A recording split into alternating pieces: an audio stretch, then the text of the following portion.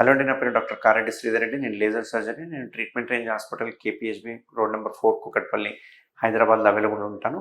So పైల్స్కి చాలామంది భయపడుతూ ఉంటారు. ఎందుకంటే పైల్స్ అనగానే ఓపెన్ సర్జరీ ఎవరికైనా గుర్తొస్తుంటుంది. ఈ ఓపెన్ సర్జరీలో ఏంటి అంటే మనము సర్జరీ చేయడం వల్ల అక్కడ కోత కుట్లు ఉంటుంది, విపరీతమైన మంట నొప్పి ఉంటుంది.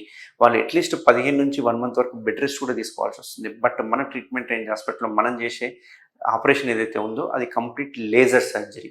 దీన్నే లేజర్ హెమరాయిడోపెక్సీ అంటాం. ఇక్కడ ఎటువంటి కోత కానీ ఎటువంటి కుట్లు ఉండవు. ఇక్కడ మనం ఏం చేస్తామంటే ఈ పైల్స్ని కోత కుట్లు లేకుండా జస్ట్ కాల్ చేస్తాం. అంటే ఈ పైల్స్ అనేవి నథింగ్ బట్ ఒక రక్తనాళాలు.